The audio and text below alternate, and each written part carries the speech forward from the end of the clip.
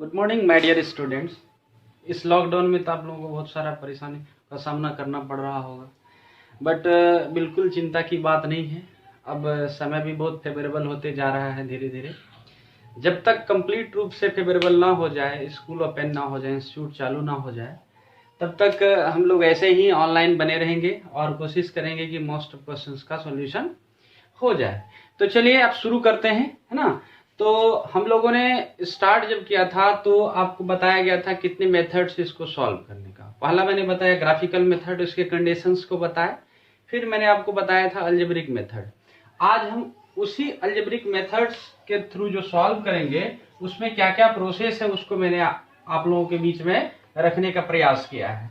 Solve the following pair of equations by the substitution method. Okay, यहाँ पे आपको substitution method का इस्तेमाल करने के लिए बताया गया। मैंने बताया था कि अलजेब्रिकली तरीके से जो सॉल्व करने का तरीका है उसके 3 मेथड्स हैं। The first one is substitution method, ठीक है, सब्स्टिट्यूशन मेथड। सेकेंड वन हो गया आपको elimination method, elimination method. And third one आपके लिए है cross multiplication method, cross multiplication method, ठीक है। इन तीनों मेथड्स को हम लोग जानेंगे। इनमें से जो ये एलिमिनेशन मेथड आपके सामने में है, ये ज्यादा से ज्यादा इस्तेमाल हम लोग सॉल्यूशन के लिए एलिमिनेशन मेथड ही करते हैं। सब्स्टिट्यूशन मेथड और एलिमिनेशन मेथड का ही ज्यादा इस्तेमाल होता है। क्रॉस मल्टीप्लिकेशन जब क्वेश्चन में दे देगा कि solve the equation by using cross multiplication method, तब आप क्रॉस मल्टीप्लिकेशन का मेथड का इस्तेमाल करेंगे तो बेहतर होगा। नहीं तो ये सबसे कॉम्प्लेक्स माना जाता है, इससे क्वेश्चंस भी नहीं आता है। सबसे ज्यादा सॉल्यूशन करने का जो इजियर वे है वो है एलिमिनेशन मेथड। बहुत ही आसानी से इसको आप सॉल्व कर सकते हैं। यहाँ पे लेकिन बताया गया है कि सब्स्टिट्यूशन मेथड के थ्रू आपको सॉल्व करना है। तो पहला मैं सब्स्टिट्यूशन मेथड के द्वारा आपको सॉल्व करके बताता हूँ कैसे सॉल्व करना है। तो आपके पास में वेरिएबल टर्म दिख रहा है, x एंड क्या है, y है। यहाँ भी x एंड y है। आप क्या कीजिए, आइदर x और y को करेंगे तो x में सब्स्टिट्यूट कर दीजिए, यदि x करेंगे तो y में सब्स्टिट्यूट कर सकते हैं, ठीक है। तो चलिए हम लोग सॉल्यूशन करते हैं। सॉल्यूशन में क्या करेंगे, किसी भी इक्वेशन को लेंगे, equation 1 and equation 2। First and second equation आपके सामने में है, आइदर इक्वेशन 1 और इक्वेशन 2। अब कंपैरिजन करना है कि इक्वेशन फर्स्ट को पिक करें या सेकंड को करें। तो आप देखेंगे कि यदि हम इसको पिक करते हैं तो नेगेटिव टर्म आता है, यदि इसको पिक करते हैं तो पॉजिटिव। क्योंकि y इधर जाएगा तो 4 + y हो जाएगा x के बराबर। तो हम लोग सेकेंड इक्वेशन को लेते हैं, लिखते हैं फ्रॉम इक्वेशन 2 x - y = 4 है। It can be written x = 4 + y। अब देखिए सेकेंड इक्वेशन से लिए हैं, x को सब्स्टिट्यूट किए हैं, है ना, y को सब्स्टिट्यूट किए हैं x के टर्म में। अब इस वैल्यू को, x के वैल्यू को हम लोग इक्वेशन फर्स्ट में पुट करेंगे। By putting the value of x in equation first. किसमें पुट करेंगे, इक्वेशन फर्स्ट में।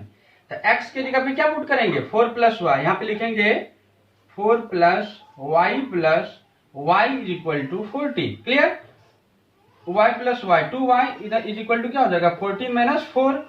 2y = क्या हो गया, 10। सो y = क्या हो गया, 10/2। कैंसिल आउट कर दीजिए, यहाँ 5। y का वैल्यू कितना आ गया, 5 के आ गया। यहाँ देखिए x किसके बराबर है, x = 4 + y। यहाँ पे क्या लिख सकते हैं, 4 + y का वैल्यू है 5 = क्या हो गया, 9। हेंस x = 9 एंड y = क्या हो गया, 5। Now you will get the answer. Clear हो गया। तो सब्स्टिट्यूशन मेथड समझ में आया अच्छे से। सब्स्टिट्यूट मतलब क्या करें, आइदर x को y के फॉर्म में लिखेंगे या y को x के फॉर्म में लिखेंगे। तो किसी न किसी टर्म में लिख करके आप इसको सॉल्व कर सकते हैं। चलिए आप नेक्स्ट क्वेश्चन को देखते हैं। पहला क्वेश्चन क्लियर हो गया। अब दूसरा क्वेश्चन थोड़ा सा कॉम्प्लेक्स है, लेकिन ये भी आसानी से बन जाएगा, ठीक है। अब मैं यदि सेकेंड क्वेश्चन को देखूं तो s - t = 3 है, s/3 + t/2 क्या है, 6 है। अब देखिए कि ये स्टैंडर्ड टर्म में है, लेकिन ये क्या है, स्टैंडर्ड फॉर्म में नहीं है। तो पहला काम क्या करना है, हम लोगों को स्टैंडर्ड फॉर्म में कन्वर्ट करना है सेकेंड इक्वेशन को। दोनों कैल्शियम की पहले लिख लेते हैं, s - t = 3। इक्वेशन 1 क्लियर है, s/3 plus t upon 2 is equal to क्या हो गया 6। दोनों का एलसीएम ले लीजिए, 3 2 का एलसीएम 6 हो गया है ना। 2s plus 3t is equal to क्या हो गया 6। क्रॉस मल्टीप्लीकेशन कर दीजिए, 2s plus 3t is equal to 6 6 36। Equation second भी क्लियर हो गया। अब हम लोग x या फर्स्ट इक्वेशन या सेकेंड इक्वेशन में आइदर x के s के टर्म में और t के टर्म में लिख सकते हैं, तो अच्छा रहेगा कि हम इसको s के टर्म में ही लिखें। तो लिखेंगे फ्रॉम इक्वेशन, क्या लिखेंगे, from equation first s minus t is equal to 3, s is equal to 3 plus t. Clear है। अब क्या करेंगे, s का वैल्यू को इक्वेशन सेकेंड में पुट करेंगे, है ना, by putting the value of s in equation second. Clear. Equation second आपका जहां पे है, जहां s है वहां पे क्या लिखेंगे, t प्लस 3 लिखेंगे, 2 इंटू 3 प्लस टी। क्लियर है। प्लस क्या लिखेंगे, 3t इज इक्वल टू क्या हो गया 36, 3 2 जा 6 plus 2t plus 3t is equal to 30, 2t plus 3t क्या हो गया 5t हो गया। 5t इज इक्वल टू क्या हो गया 36 में से 6 को लेस कर दीजिए, कितना आ जाता है 30 आ जाता है। तो 5t is equal to 30, so t is equal to क्या हो गया 30 अपॉन 5, कैंसिल आउट 6 हो गया। t का वैल्यू क्या आ गया आपका 6 आ गया। अब आप देख रहे हैं कि s किसके बराबर है 3 प्लस टी का, तो यहाँ s इज इक्वल टू क्या लिखेंगे 3 प्लस टी का वैल्यू क्या है 6, है ना, 6 3 9 हो गया। क्लियर है। तो s इज इक्वल टू हो गया 9 and t is equal to हो गया 6। इस तरह से आप इसको भी सॉल्व कर सकते हैं। दो इक्वेशन सॉल्व हो गया। इसी तरह से तीसरा को भी आप सॉल्व कर सकते हैं, है ना, इसमें कोई प्रॉब्लम नहीं होगा। तो एलिमिनेशन मेथड बहुत आसान है ना, और एलिमिनेशन मेथड का इस्तेमाल आप ऐसे क्वेश्चंस को सॉल्व करने के लिए कीजिएगा जो कि बहुत ही इजियर है। जैसे एग्जांपल में जिसमें कोफिशिएंट बहुत लेसर वैल्यू है, बड़ा वैल्यू नहीं है, लेकिन जब बड़ा वैल्यू का चर्चा करेंगे तब उस कंडीशन में आपको एलिमिनेशन मेथड यूज करना होगा, और एलिमिनेशन मेथड ही सबसे परफेक्ट वे होगा, है ना, और राइट वे होगा। जैसे है 2x plus 3y is equal to 8। Equation ले लेते हैं, 2x plus 3y is equal to 8। Equation 1 है आपका 2x plus y is equal to 5। Equation 1 हो गया। एंड सेकेंड इक्वेशन आपको 3x plus 2y is equal to 8, second equation. अब इस क्वेश्चन को आप देखिए गौर से कि यहाँ पे like terms y and x है। तो एलिमिनेशन मेथड में क्या काम करना है कि पहला लाइक टर्म्स का कोफिशिएंट वैल्यूज को देखेंगे। यहाँ देखिए, यहाँ 2 एंड 3 है, यहाँ 2 एंड 1 है, ठीक है। और दूसरा क्या है, इसका साइन को भी देखिए, सेम साइन है तो साइन चेंज कर देना है, यदि चेंज साइन ऑलरेडी चेंज्ड है तो उसको चेंज नहीं करना। तो पहला यदि हम लोग इक्वेट करना है लाइक टर्म्स को, इसको 2 से गुना कर सकते हैं, y इक्वेट हो जाएगा। तो 2 2 जा 4x plus 2y is equal to 10। Clear है। यहाँ पे क्या हो जाएगा 3x plus 2y is equal to क्या हो गया 8। इसमें तो नहीं गुना नहीं किए हैं। अब देखिए कि ये लाइक टर्म्स है, कोफिशिएंट बराबर है, साइन इक्वल है, तो साइन क्या करेंगे, सबका साइन चेंज कर देंगे। 2y कैंसिल आउट हो गया, 4x में से 3x गया, क्या हो जाएगा सिर्फ x, यहाँ से 10 में से 8 लेस हो, क्या हो गया 2। x का वैल्यू क्या आ गया आपका 2। देखिए कितना इजियर वे है। अब x का वैल्यू को किसी भी इक्वेशन में आइदर 1 और 2 में पुट कर सकते हैं, है ना, बाय पुटिंग द वैल्यू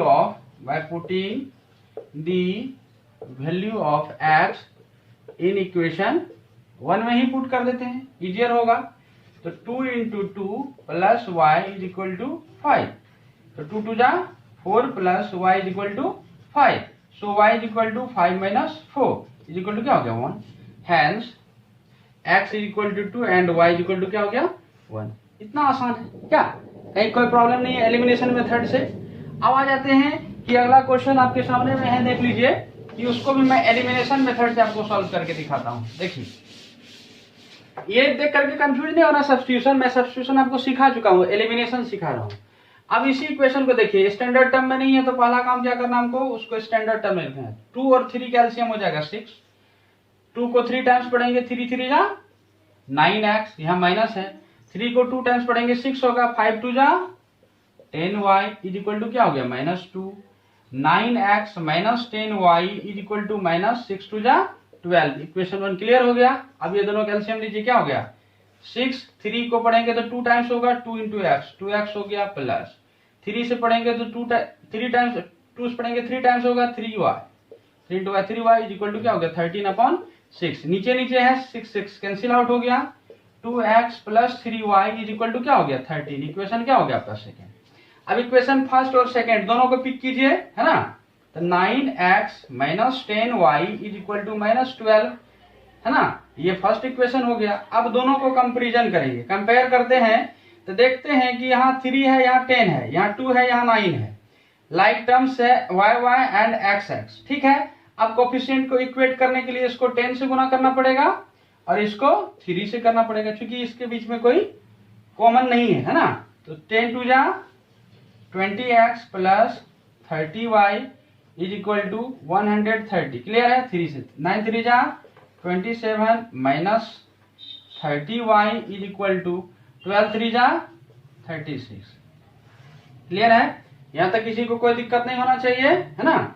अब आ जाइए, साइन चेंज है, कैंसिल आउट कुछ नहीं करना है। यहाँ पे 20 प्लस 27 क्या हो गया 47x इज इक्वल टू किसके बराबर हो गया, माइनस करते हैं। 10 में से 6 गया 4 होगा, यहाँ पे से 12 हो गया, है ना। 12 में से 3 जाएगा, क्या हो जाएगा 9 हो गया। क्या हो गया 9 हो गया। क्लियर है। इसीलिए यहाँ x को इक्वेट करेंगे 94/47। 47 2 जा होता है, तो x का वैल्यू क्या हो गया 2 हो गया। अब x के वैल्यू को किसी इक्वेशन में डालिए, आइदर 1 और 2 में, तो 1 में ही डाल दीजिए, है ना। तो 1 का इक्वेशन क्या है आपका 2x प्लस 3y, है ना।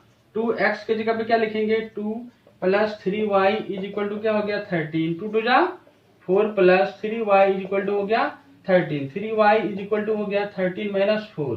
3y इज इक्वल टू क्या हो गया 9 and y is equal to क्या हो गया 9/3। कैंसिल आउट कीजिए, 3 हो गया। x का वैल्यू क्या हो गया 2 एंड y का वैल्यू क्या हो गया 3। Now you will get the answer. अब ऐसे कंडीशंस को आप क्या करोगे, ऐसे रहेगा तो सिंपलर टर्म में उसको लिखोगे, फिर कोफिशिएंट को इक्वेट करोगे, साइन को चेंज करोगे और सॉल्यूशन कर दोगे। तो ये कॉम्प्लेक्स क्वेश्चन को सॉल्व करने का तरीका है। अब आ जाते हैं हम लोग कि जब ऐसा कंडीशन आए कि आपको ये लिख दे कि solve the following pair of equations by the using cross multiplication method. आपको क्रॉस मल्टीप्लिकेशन मेथड को सॉल्व प्रोसेस के द्वारा आपको सॉल्व करने के लिए दे दिया जाए, तो क्या करेंगे आप, है ना। ऐसे सिचुएशन में आप कौन सा सॉल्यूशन का इस्तेमाल करेंगे और कैसे इसको सॉल्व करेंगे।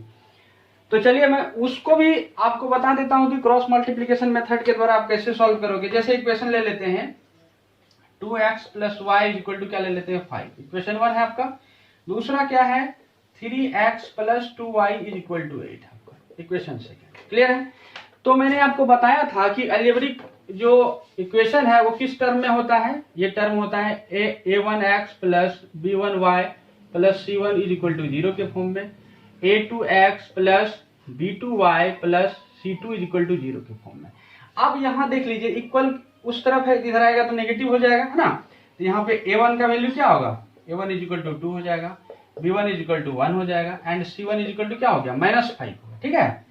यहाँ देखिए a2 किसके बराबर होगा 3 के बराबर होगा, b2 किसके बराबर होगा 2 के बराबर होगा, c2 किसके बराबर होगा माइनस, क्योंकि इधर आएगा देखिए बराबर के इस पार आता है ना, तो -8 हो जाएगा। अब देखिए इसमें क्रॉस मल्टीप्लिकेशन मेथड में क्या है कि इसका x बराबर होता है b1c2 minus b2c1 upon a1 b2 minus a2 b1। कैसे होता है वो भी मैं बता दूंगा आपको।